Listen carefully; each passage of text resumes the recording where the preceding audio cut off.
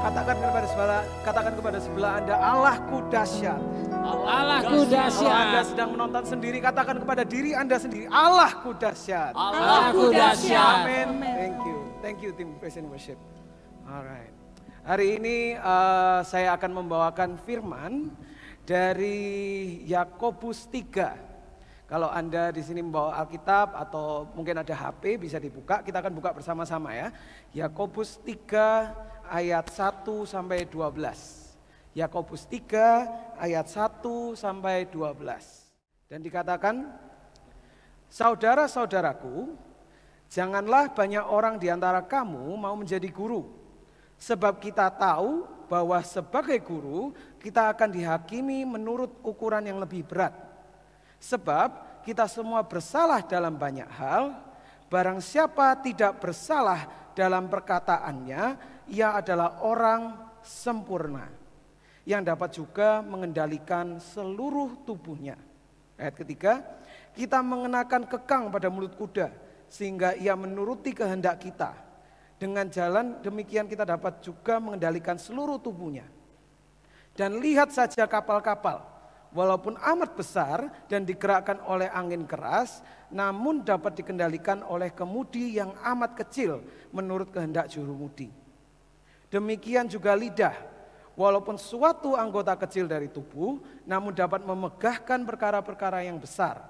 Lihatlah betapapun kecilnya api, ia dapat membakar hutan yang besar. Lidah pun adalah api. Ia merupakan suatu dunia kejahatan dan mengambil tempat di antara anggota-anggota tubuh kita sebagai sesuatu yang dapat menodai seluruh tubuh dan menyalakan roda kehidupan kita, sedang ia sendiri dinyalakan oleh api neraka. Semua jenis binatang liar, burung-burung serta binatang-binatang menjalar dan binatang-binatang laut dapat dijinakkan dan telah dijinakkan oleh sifat manusia. Tetapi tidak seorang pun yang berkuasa menjinakkan lidah. Ia adalah sesuatu yang buas, yang tak terkuasai dan penuh racun yang mematikan. Dengan lidah kita memuji Tuhan Bapa kita, dan dengan lidah kita mengutuk manusia yang diciptakan menurut rupa Allah. Dari mulut yang satu keluar berkat dan kutuk.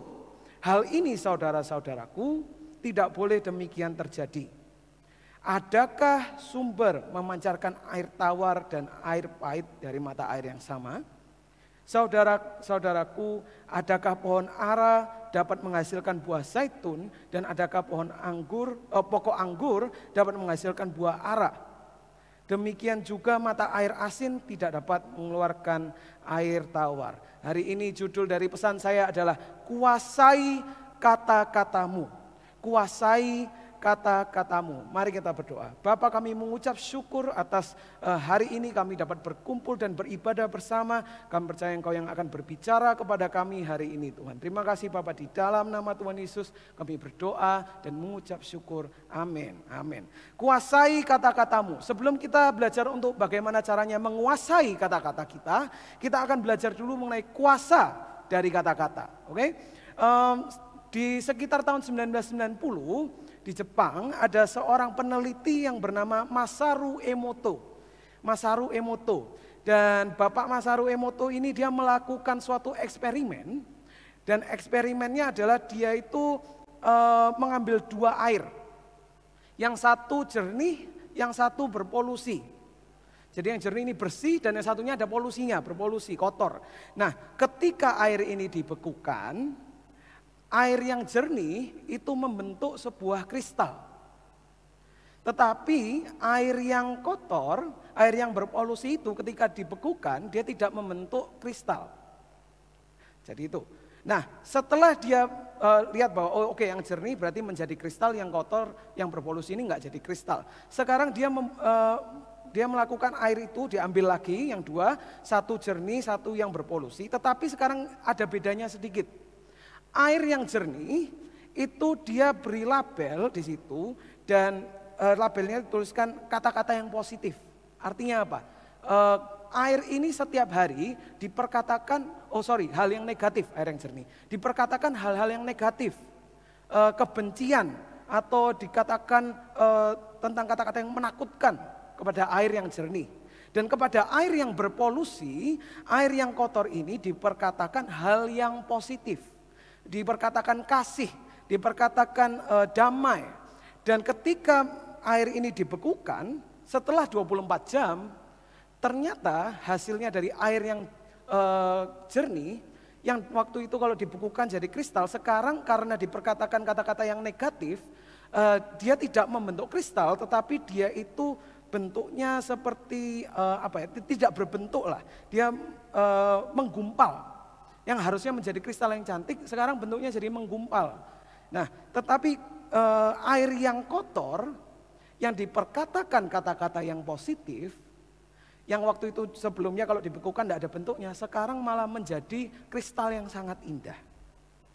Nah, Pak Masaru Emoto ini nggak berhenti di situ. Dia melakukan satu eksperimen lagi. Boleh minta tolong mejanya dinaikkan? Thank you Dika. Dia melakukan satu eksperimen lagi. Jadi Pak Emoto ini dia memasak nasi, ya, nasi putih dia masak. Setelah itu dari nasi yang sama dia pisahkan menjadi 2 kontainer. 2 kontainernya sama bentuknya dengan kondisi yang sama. Tetapi sama dengan eksperimen pertama, yang satu dia perkatakan hal yang negatif, yaitu dia katakan di sini kamu tuh bodoh, yang negatif. Dan yang satunya dia perkatakan hal yang positif, yaitu terima kasih kalau di situ. Nah, dari setiap hari, sehari paling enggak 2 kali ada muridnya Pak Emoto yang disuruh setiap hari untuk perkatakan yang satu negatif, yang satu positif. Jadi setiap hari selama 30 hari anak muridnya ini perkatakan itu sehari 2 kali. Yang satu dibilangin kamu bodoh, yang satu dibilangin terima kasih. Dan hasilnya setelah 30 hari ternyata yang dulunya nasi yang perkatakan negatif itu menjadi hitam dan bentuknya itu seperti agar-agar sudah nggak ada bentuknya. Itu yang negatif, tidak berbentuk. Tetapi yang diperkatakan terima kasih, nasinya ini bukan cuman bagus tetapi masih putih sama seperti hari pertama setelah dimasak. Setelah 30 hari diperkatakan terima kasih. Dan eksperimen dari Masaru Emoto ini menunjukkan bahwa ada kuasa di dalam perkataan kita. Kuasa di dalam perkataan kita. Kalau kita bisa buka di dalam firman Tuhan juga mengatakan di Amsal 18 ayat 21, death and life are in the power of the tongue. Hidup dan mati dikuasai oleh lidah. Matius 18:18 mengatakan, aku berkata kepadamu sesungguhnya apa yang kamu ikat di dunia ini akan terikat di surga. Dan apa yang kamu lepaskan di dunia ini akan terlepas di surga. Banyak sekali ayat di dalam firman Tuhan yang mengatakan tentang kata-kata kita itu berkuasa. Apa yang kita katakan itu berkuasa. Dan dengan kata-kata, mungkin kalau sehari-hari aja, dengan kata-kata kita bisa mempersatukan orang, kita juga bisa memecah belah orang. Dengan kata-kata kita bisa membangun atau meruntuhkan. Bisa membuat orang bahagia, ketawa, atau bisa juga membuat orang sedih atau terharu. Dengan kata-kata yang sama kita bisa membawa kehidupan atau menyakiti seseorang. Kata-kata kita itu berkuasa, ada kuasa di dalam kata-kata yang kita ucapkan. Dan maka dari itu Yakobus di ayat 10 dia berkata, Yakobus 3 ayat 10, dari mulut yang satu keluar berkat dan kutuk. Hal ini saudara-saudaraku tidak boleh demikian terjadi. Kita harus di ayat yang kedua, kalau bisa boleh saya kembali ke ayat yang kedua. Sebab kita semua bersalah dalam banyak hal. Barang siapa tidak bersalah dalam perkataannya, ia adalah orang sempurna yang dapat juga mengendalikan seluruh tubuhnya. Kita harus bisa untuk mengendalikan perkataan kita. Tetapi kalau Anda baca di dalam Yakobus 3, di situ ada sedikit dilema atau masalah, yaitu apa? Di sini di ayat 2 dikatakan barang siapa tidak bersalah dalam perkataannya, artinya apa? Barang siapa yang bisa mengendalikan lidahnya, gitu ya, adalah orang yang sempurna. Yang dapat juga mengendalikan seluruh tubuhnya. Tetapi di ayat 8 dikatakan, tetapi tidak ada seorang pun yang berkuasa menjinakkan lidah. Bagaimana maksudnya Yakobus ini apa? Kita disuruh untuk mengendalikan lidah kita, tetapi dia mengatakan bahwa tidak ada seorang pun yang berkuasa menjinakkan lidah. Kalau boleh saya kasihin rumus, ketika kita mengendalikan lidah, kita itu menjadi orang yang sempurna, ini yang di ayat 2 ya. Barang siapa tidak bersalah dalam perkataannya, berarti orang yang bisa mengendalikan lidah, itu adalah orang yang sempurna. Dan orang yang sempurna dapat juga mengendalikan seluruh tubuhnya. Tetapi mengendalikan lidah itu tidak ada seorang pun yang berkuasa menjinakkan lidah. Artinya apa? Tidak ada yang berkuasa, mustahil. Nggak ada yang bisa menjinakkan lidah, tidak ada yang bisa mengendalikan lidah. Terus bagaimana caranya kita bisa mengendalikan lidah? Kalau kita disuruh tapi kita dibilangnya nggak bisa di sini. Terus gimana? Nah dengan rumus itu sendiri pun kita kalau misalnya cuma baca Yakobus 3, pasti berhentinya di situ. Maka dari itu kita perlu baca dari firman yang lainnya. Ibrani 10 ayat 14 dikatakan, sebab oleh satu korban saja ia telah menyempurnakan untuk selama-lamanya siapa? Mereka yang ia kuduskan. Ketika kita telah menerima Yesus, kita ini sudah dikuduskan. Dan setelah kita dikuduskan, kita ini jadi orang yang sempurna. Jadi kalau dulu mengendalikan lidah itu menjadikan kita sempurna dan juga kita bisa mengendalikan tubuh, sekarang ditukar. Justru Tuhan itu membuat kita sempurna dulu, dan karena kita sempurna, kita bisa mengendalikan lidah kita dan kita bisa mengendalikan tubuh kita. Itu dia. Nah, sekarang bagaimana kalau kita sudah tahu kita bisa mengendalikan lidah dan tubuh kita, bagaimana caranya kita bisa mengendalikan lidah kita? Gimana caranya untuk mengendalikan lidah? Bayangkan pohon, boleh bawa naik pohonnya? Yang ini diturunin aja.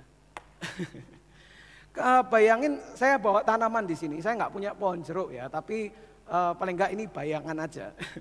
Kalau misalnya bayangkan ini itu tanaman jeruk, memang nggak proporsional buahnya, tapi nggak apa-apa.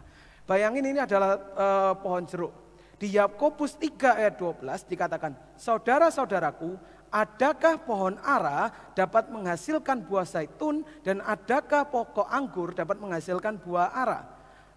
Berusaha untuk mengendalikan lidah itu seperti kita berusaha untuk mengubah pohon ini yang dari buahnya jeruk untuk menghasilkan apel. Mustahil enggak? Mustahil. Bisa enggak? Enggak bisa. Kenapa? Ini adalah pohon jeruk. Nah, maka dari itu kita ketika kita berbicara tentang mengendalikan lidah itu juga sama. Kita tidak bisa merubah buah tanpa mengganti pohonnya. Kita tidak bisa merubah buah tanpa mengganti pohonnya. We cannot change the fruit without removing the roots. Jadi Matius 12 ayat 33 sampai 35 dikatakan, jikalau suatu pohon kamu katakan baik, maka baik pula buahnya. Jikalau suatu pohon kamu katakan tidak baik, maka tidak baik pula buahnya. Sebab dari buahnya pohon itu dikenal. Tanaman ini adalah tanaman jeruk. Kenapa? Karena buahnya jeruk. Kalau misalnya saya mau pohonnya menghasilkan apel, saya harus menanamkan pohon apel. Nah, hai kamu keturunan ular beludak, ayat 34 ya. Hai kamu keturunan ular beludak, bagaimanakah kamu dapat mengucapkan hal-hal yang baik, sedangkan kamu sendiri jahat? Karena yang diucapkan mulut meluap dari hati. Orang yang baik mengeluarkan hal-hal yang baik dari perbendaharaannya yang baik, dan orang yang jahat mengeluarkan hal-hal yang jahat dari perbendaharaannya yang jahat. Karena yang diucapkan mulut meluap dari hati, itu tadi di ayat 34. Yang diucapkan mulut meluap dari hati. Pertanyaannya adalah, kalau kita mau untuk bisa berkuasa atas lidah kita, pertanyaannya adalah apa yang tertanam di dalam diri kita? Apa yang tertanam di dalam hati Anda? Sebab dari buahnya pohon itu dikenal. Yakobus 3 ayat 14 sampai 16 dikatakan, jika kamu menaruh perasaan iri hati dan kamu mementingkan diri sendiri, janganlah kamu memegahkan diri dan janganlah berdusta melawan kebenaran. Itu bukanlah hikmat yang dari atas, tetapi dari dunia, dari nafsu manusia, dari setan-setan. Sebab di mana ada iri hati dan mementingkan diri sendiri, di situ ada kekacauan dan segala macam perbuatan jahat. Di mana kita kalau menanamkan iri hati, kita menanamkan mementingkan diri kita sendiri, kepentingan diri kita sendiri terus, di situ ada kekacauan. Buahnya adalah kekacauan dan segala macam perbuatan jahat. Karena itu yang kita tanamkan. Ayat 17 sampai 18, tetapi hikmat yang dari atas adalah pertama-tama murni, selanjutnya pendamai, peramah, penurut, penuh belas kasihan dan buah-buah yang baik. Tidak memihak dan tidak munafik. Dan buah yang terdiri dari kebenaran ditaburkan dalam damai untuk mereka yang mengadakan damai. Apa itu buah yang terdiri dari kebenaran? Apa buah yang kita terima ketika kita menanamkan kebenaran? Dan ditulis di Galatia 5 ayat 22-23, tetapi buah roh ialah kasih, sukacita, damai sejahtera, kesabaran, kemurahan, kebaikan, kesetiaan, kelemah lembutan. Dan yang terakhir apa? Penguasaan diri. Ketika yang ditanamkan di dalam kita ini adalah kebenaran, penguasaan diri, menguasai lidah, menguasai tubuh, itu buah. Itu kenapa kita nggak bisa merubah pohon jeruk jadi pohon apel. Karena kita harus mengganti apa yang kita tanam. Ketika kita mau menjadi orang-orang yang, aku mau untuk bisa mengendalikan diriku, aku mau untuk bisa mengendalikan lidahku, aku mau hidup dalam kebenaran. Tetapi yang di sini masih tanaman yang jahat, kita tetap menanamkan yang jahat, kita menanamkan yang kotor. Yang keluar buahnya adalah yang kotor, yang jahat, seperti yang saya sampaikan bulan lalu. Dan kalau misalnya kita mau, sekarang kita memutuskan, saya mau untuk hidup dalam kebenaran, apa yang perlu kita lakukan? We need to uproot the tanamannya. Kita perlu untuk mengeluarkan, kita perlu untuk remove tanamannya sampai akar-akarnya. Dan mulai menanamkan kebenaran. Okay. Dan ketika kita sebetulnya menguasai lidah dan tubuh itu enggak susah. Dan enggak mustahil, karena apa? Ketika kita menanamkan benih kebenaran tadi dan kita mengisi hati kita dengan firman Tuhan, kita ini akan berbuah penguasaan diri. Itu buahnya aja. Kita akan berbuah kasih, sukacita, damai sejahtera, kesabaran, kemurahan, kebaikan, kesetiaan dan kelemah lembutan. Tetapi planting is a process. Menanam itu adalah sebuah proses. Makanya itu kita nggak bisa cuma menanamkan firman sekali, setelah itu kita nggak baca firman Tuhan, kita nggak mengisi diri kita dengan firman Tuhan, tapi kita kepingin buahnya sudah kelihatan. Nggak bisa, kenapa? Karena planting is a process. Beberapa bulan yang lalu saya dan Jessica mulai menanam tanaman hidroponik. Di sini kalau ada yang punya hobi barunya hidroponik, sama kayak Pastor Fani, suka menanam. Dan kita belajar bahwa ketika kita menanam biji, itu tidak semudah yang kita pikirkan. Bukan cuma dimasukin tanah terus ditinggal, gitu enggak. Tetapi harus diberikan air, harus diberikan cahaya yang cukup, harus diberikan zat untuk supaya dia ada makanannya. Dan yang lebih penting lagi ketika dia sudah lumayan besar, ada yang mau mencuri. Punyanya Jessica kebetulan dimakan sama tikus, akhirnya enggak jadi dimakan sama kita, tapi sudah hilang. Dan the planting is a process. Dan kadang kalau misalnya buahnya belum kelihatan, bukan berarti tanamannya tidak bertumbuh. Tetapi tanaman itu pasti tidak akan bertumbuh kalau kita tidak memberikan apa yang dibutuhkan, yaitu kebenaran yang kita perlu untuk isi di dalam hati kita hari demi hari. Dan kalau boleh saya tutup dengan ini, siapa yang di sini punya lagu favorit? Lagu favorit maksudku yang suka lagu ini didengerin terus. Saya suka kalau misalnya dengerin lagu itu, satu lagu saya dengerin terus gitu. Kalau Pastor Sam dulu lagunya suka nyanyi lagu itu, nyetel lagu Ku dayung-dayung ke seberang gitu. Itu Pastor kalau misalnya kita lagi keluar kota selalu yang di play itu dan nyanyi selama perjalanan.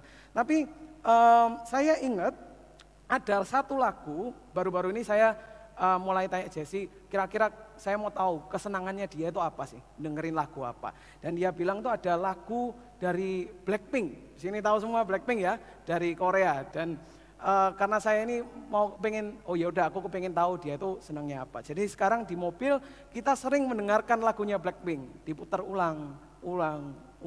Dan akhirnya dari apa yang berulang-ulang ini, saya ingat saya lagi jalan-jalan di Hoki, lagi belanja gitu ya. Terus tiba-tiba keluar lagunya Blackpink. Dan nggak tahu kenapa, waktu dengerin lagunya ini saya kok tiba-tiba ikut nyanyi. Saya mulai ikut nyanyi.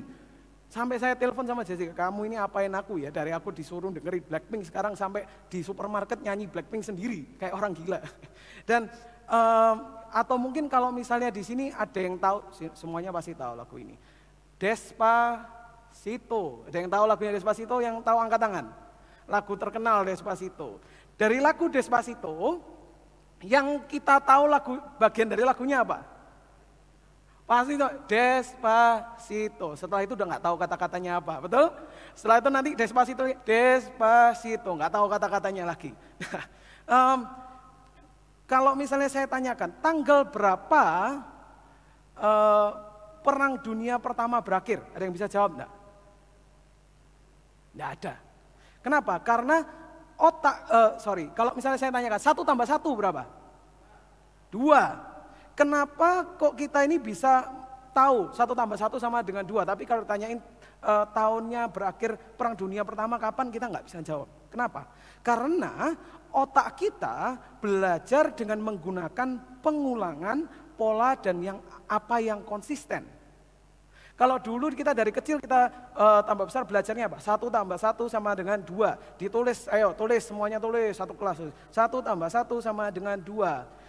A, B, setelah B apa? C, betul ya? Sampai diulang-ulang, ada lagunya A, B, C, D, E, F, G. Dan semuanya itu menggunakan pengulangan. Dan otak kita itu belajar menggunakan itu. Menggunakan pengulangan, pola, dan apa yang konsisten.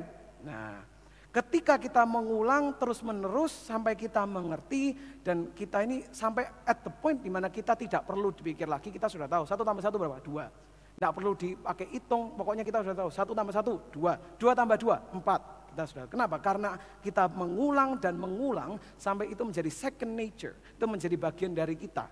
Nah, ada sebuah teori yang dinamakan illusion of truth effect. Kalau saya translate agak susah sebenarnya, tapi efek ilusi kebenaran. Artinya adalah teori ini membuktikan bahwa sebuah pernyataan yang kita baca, lihat, dan katakan secara berulang-ulang akan menjadi lebih nyata bagi kita dibandingkan dengan pernyataan yang lainnya. Maksudnya apa? Kalau misalnya kita dari kecil sudah berulang-ulang kita diajarin bahwa 1 tambah 1 sama dengan 3, kalau ada orang yang bilang 1 tambah 1 sama dengan 2, kita tidak percaya. Walaupun kita salah. Karena apa? Itu yang kita ulang, itu yang kita tahu. 1 tambah 1 sama dengan 3. Nah, pengulangan satu kali saja bisa berdampak pada pikiran kita. Sama juga untuk gambar juga pengulangan gambar. Nah, pengulangan yang terjadi ini ketika kita mengulang dan mengulang, ini meningkatkan persepsi kebenaran akan informasi yang kita terima. Dan bahayanya adalah mau informasi tersebut benar atau tidak, mau itu informasinya benar atau enggak, kayak 1 tambah 1 sama dengan 3, itu kan salah. Tapi kalau yang lebih diulang, itu yang menjadi kenyataan bagi Anda. Itu makanya ilusi kebenaran. Seakan-akan itu benar, tapi enggak. Nah, banyak sekali dari kita yang telah hidup penuh dengan kebohongan. Mungkin dari kecil kita sudah dibilangin, kamu itu ngerepotin. Kamu itu jelek. Oh, kamu itu sial, kamu itu. Dari kecil kita bodoh, oh ya, aku ini jelek, aku ini sial, aku ini bodoh, aku ini cuma merepotkan saja. Dan akhirnya karena kebohongan itu diulang dan diulang terus, kebohongan itu menjadi kenyataan kita. Oh iya, aku ini bodoh. Oh iya, memang ya ternyata ya aku ini bodoh. Dan berulang. Nah, dan hari ini yang saya mau kita lakukan adalah, mari kita lihat di dalam kehidupan kita. Kebohongan apa yang masih ada di dalam Anda? Kebohongan apa yang masih ada di dalam Anda? Dan hari ini kita akan cabut kebohongan tersebut, kita buang dan kita isi dengan firman Tuhan. Gimana caranya kita bisa tahu apa yang bohong, apa yang bukan? Dengan menggunakan kebenaran, yaitu firman Tuhan. Kalau kita nggak ada patokan kebenaran, kita nggak tahu mana yang benar, mana yang salah. Tetapi ketika kita membaca firman Tuhan, oh Tuhan mengatakan aku ini luar biasa, aku ini luar biasa. Dan kita mengulang dan mengulang, membaca kembali, mengatakan kembali. Dan kebohongan yang dulunya itu tertanam, kita cabut dan kita tanamkan dengan kebenaran. Kita nggak bisa cuman mencabut kebohongan, terus tidak menanamkan kebenaran karena tidak akan berbuah. Kadang kita berharap kalau sudah dicabut kebohongannya sudah selesai. Enggak, kita perlu isi dengan firman Tuhan, kita perlu isi dengan kebenaran. Mari hari ini kita cabut kebohongan tersebut dan kita mengisi dengan firman Tuhan. Kalau Anda mau bebas dari kebohongan, saya percaya firman Tuhan mengatakan di Yohanes 14 ayat 6, I am the way, the truth, and the life. Akulah jalan, kebenaran, dan hidup. Yosua 1 ayat 8 mengatakan, janganlah engkau lupa memperkatakan kitab Taurat ini, tetapi renungkanlah itu siang dan malam. Janganlah engkau lupa memperkatakan kitab Taurat ini. Perkatakan berulang-ulang, renungkanlah itu siang dan malam, supaya engkau bertindak hati-hati sesuai dengan segala yang tertulis di dalamnya. Sebab dengan demikian perjalananmu akan berhasil dan engkau akan beruntung. Mari kita berdoa. Bapa, kami mengucap syukur atas firman-Mu yang telah kami terima hari ini Tuhan. Kami mau untuk mencabut akar dari kebohongan. Kami mau untuk menyingkirkan semua yang telah ada di dalam pikiran kami yang kotor, yang jahat. Semua itu kami keluarkan dan kami mau untuk ganti dengan firman Tuhan. Terima kasih Bapak. Kami percaya Amsal 4:23 mengatakan, above all else, guard your heart. For everything you do flows from it. Jagalah hatimu dengan segala kewaspadaan.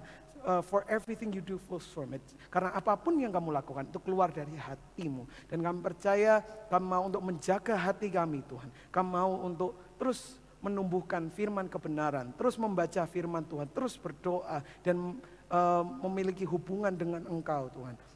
Dan kami percaya buah yang akan kami terima itu sangat luar biasa. Terima kasih Bapak, di dalam nama Tuhan Yesus kami berdoa dan mengucap syukur. Amin. Amin.